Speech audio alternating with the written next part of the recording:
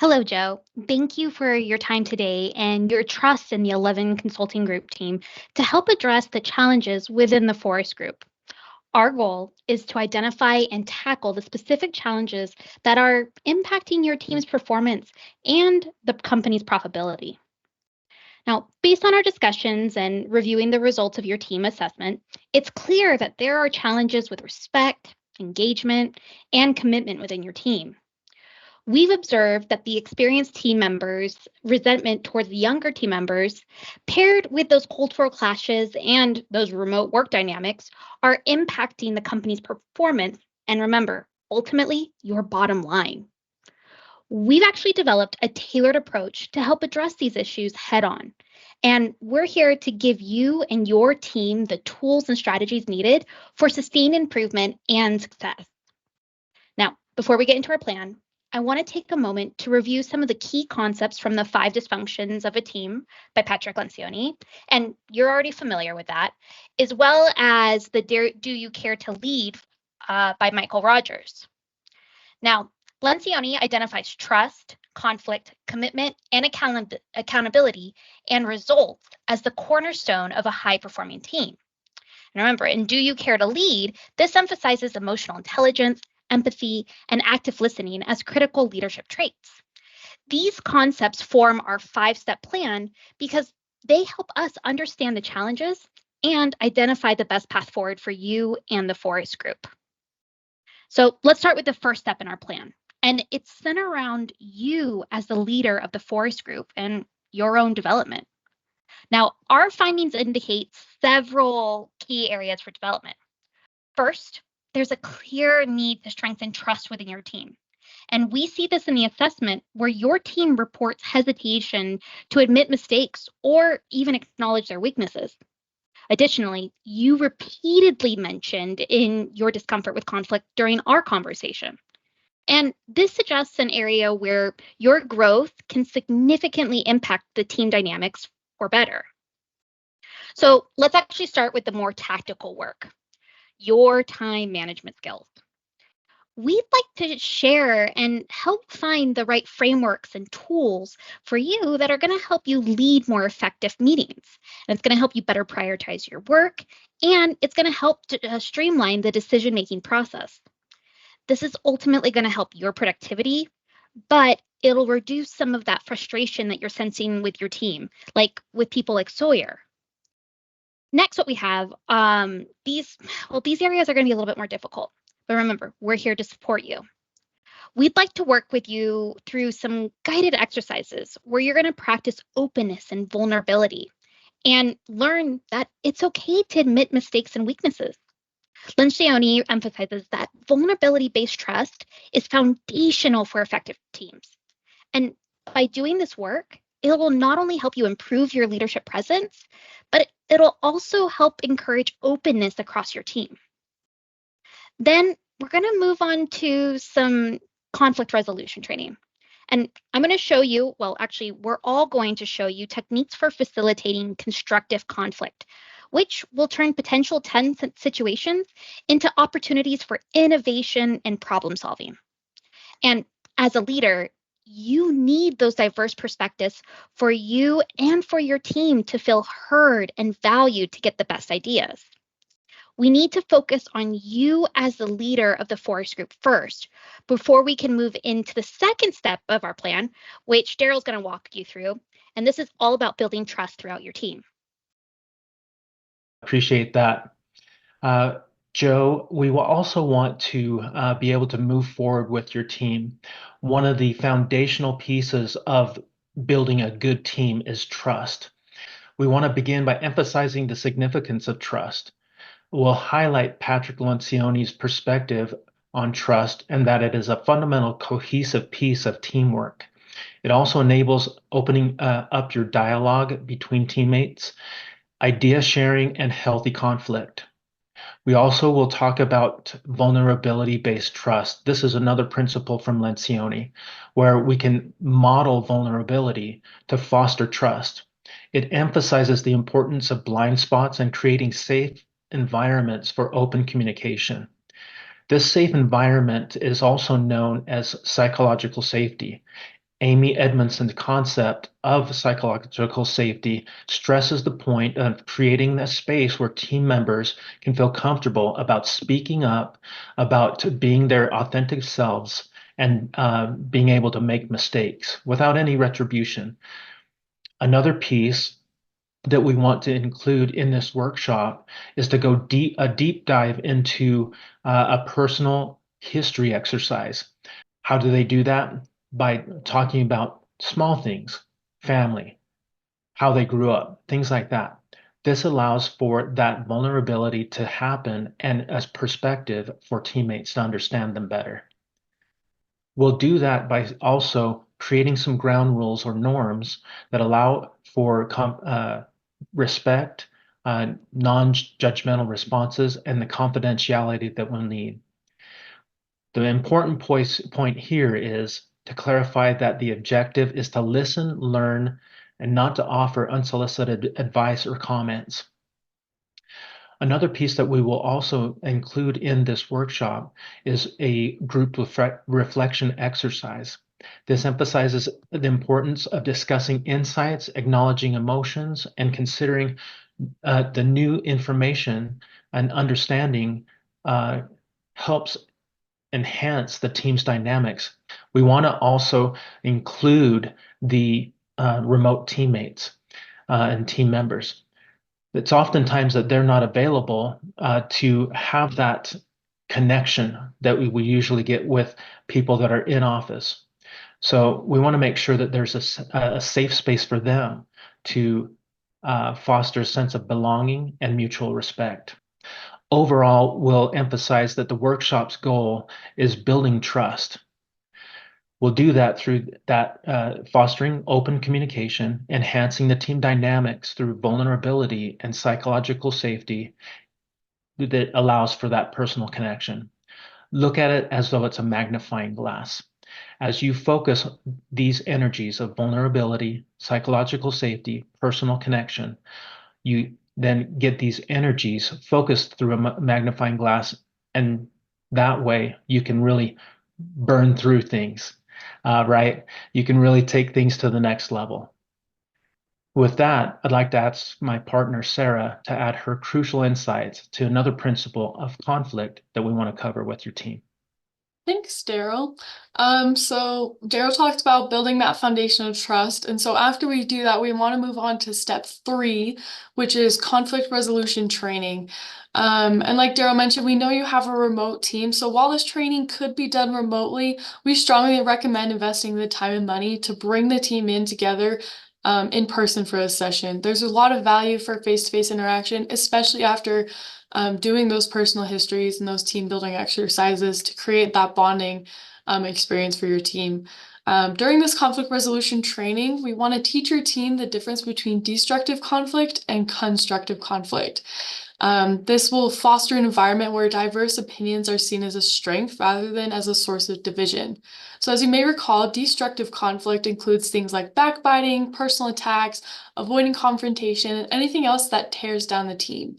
Productive conflict, on the other hand, looks like discussing issues. We're not discussing people, we're not blaming anybody, but we're offering varying opinions, and we're giving that opportunity for everyone to offer their own opinion. And then we're going to make a decision together. So with the understanding of each other's backgrounds and what conflict is as that foundation, we can then go into specific conflict resolution techniques such as conflict mining. So you could assign someone, it could be anyone, but perhaps Kristen, who is well liked, would be a really good choice. And she can dig deeper into those who may be reserved in their opinions, and if necessary, play devil's advocate as that sounding board for them. As you might recall, conflict mining can encourage everyone's opinions, hearing of everyone's opinions so that the team can experience what Lencioni refers to as disagree and commit or buy-in. John will go more into depth about that, but we want to highlight that these techniques will also include active listening, fostering empathy, and structured problem-solving methods. This ensures that everyone on the team feels heard and valued. One such method is the commitment clarification pattern. Using this technique, Joe, you as the leader will review the decisions the group has made until everyone's clear. These decisions will then be written down by each member of the group, and then that information is cascaded down the organization. We'll also use role-playing scenarios based on real challenges that you shared with us that your team has been facing. This provides a safe space for your team to practice these new skills that we're giving you. Joe, you as the leader, your role is to model the way and to guide the team through these conflicts. This includes creating clear channels for feedback, setting norms for respectful disagreement, and how to intervene in these conflicts without taking sides. We want to give you strategies that encourage open communication and foster a culture where feedback is welcome and acted upon. By the end of this training, you and your team will have a shared understanding of how to approach conflicts constructively, and be able to apply the tools that we've taught you. As seen in the 5C team model, by creating resolving conflict, we're creating the conditions for improvements in communication, as well as a stronger sense of commitment to the objective. And this works for both your in-person team as well as your virtual teams. And now John is going to talk more about how we can build upon that commitment. Thanks, Sarah. So, Joe, one of the issues that we saw through the assessment report indicated that the team struggles to fully buy into decisions. And you mentioned during the interview difficulties with them to commit to their goals.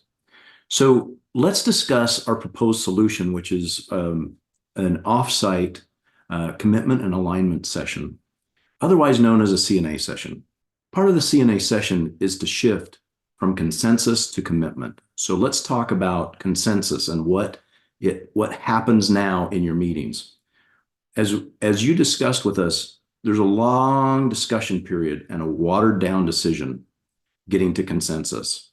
We'd like to shift that focus from that consensus to commitment. Commitment focuses on aligning the team around a decision and then moving forward together with everyone pulling in the same direction. That's extremely important for you to manage this team in this way. Now, if you're wondering, how are you going to do this and make this change? Don't worry. As Sarah mentioned, we're here. We're going to help you all the way. And that's why we'd like to help you lead this commitment and alignment session. Using Lencioni's disagree and commit model, we're going to help you move from this consensus to commitment. And we're also going to give you in this session Lencioni's ideas about how to do that. And those two things that must happen for you to move this forward are to clarify and to have the team buy in. And we're going to talk about that in just a minute. Let's talk about the purpose of the commitment and alignment sessions in a little more detail. Lencioni tells us that the two things that must happen are clarifying and buying in. More on the buying in just a minute. The goal of this session is to clarify your objectives and ensure that everyone understands what they're trying to achieve together. As Darrell talked about, creating a safe space for voicing thoughts and concerns and modeling decision-making that reflects collective wisdom of the team. We'll engage the team in practical exercises demonstrating the value of unity and forward motion despite differing opinions. That's again back to that disagree and commit model. And ultimately, we want to show your team how to formalize agreements that underscore their shared commitment to the team's goals and to each other. And again, that's an incredibly important part for us to build in the team, is their shared commitment to each other. Our team has put together an example that shows you how powerful this commitment to a shared goal would look like. Again, this is an illustration only, and we'd like to walk you through that for just a minute. So our team worked through this thematic goal for unity and focus, and here's what we did. We decided that we would aim to become the East Coast leading innovative insurance solution provider by the end of this fiscal year. This goal is designed to unite the team and focus efforts beyond the individual and departmental priorities. It's also ambitious, clear, and time-bound. Now, let's define the measurable objectives for this cross-functional collaboration.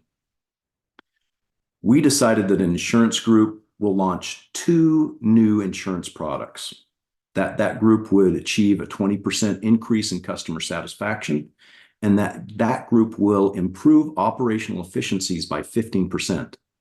These objectives emphasize the need for teamwork and collective commitment impacting the company's bottom line. The strategic importance of commitment cannot be emphasized enough.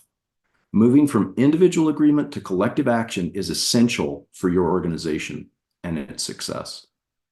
Our session is vital to cultivating a culture where commitment to shared goals leads to achieving strategic objectives.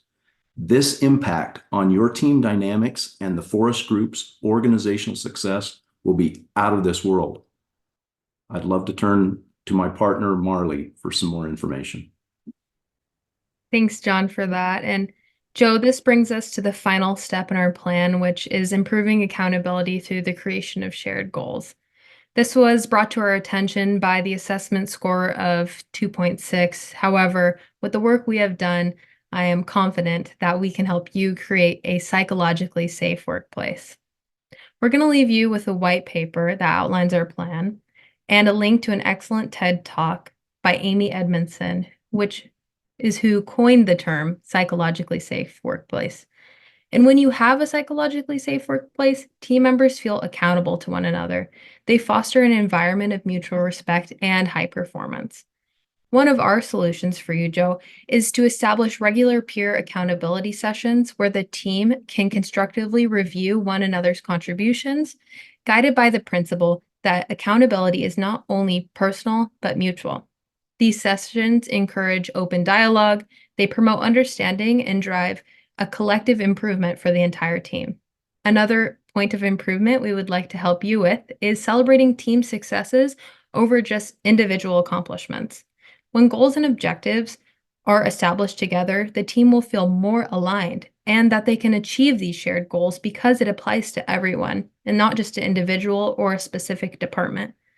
By focusing on what the team can achieve together, they can turn their individual weaknesses into collective strengths.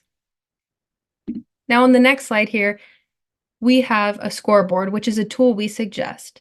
The scoreboard is a tool that helps the team visually track the progress towards the defined shared goals. On this slide, we have multiple examples depending on just how you'd like to implement them. Building off John's example from earlier, we have created a mock-up scoreboard with the metrics for the objectives he mentioned and how they would be represented.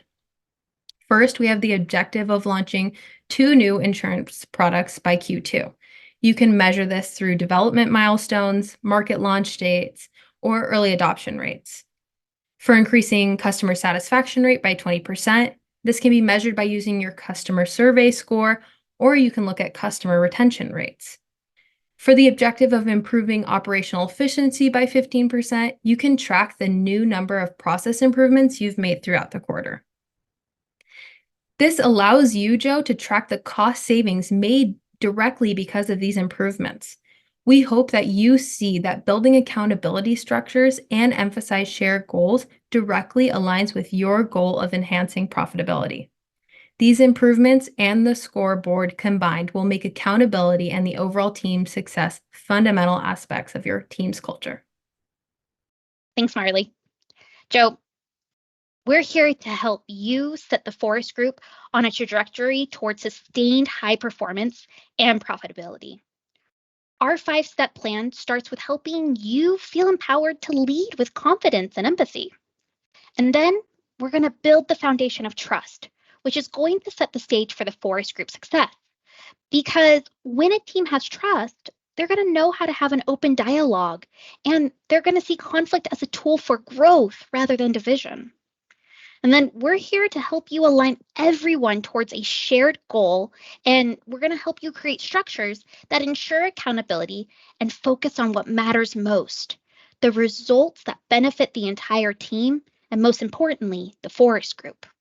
Joe, we're confident that we can not only help you meet your immediate goal of improving team dynamics and increasing profitability, but we can help you leave a legacy of leadership that fosters growth, innovation, and success.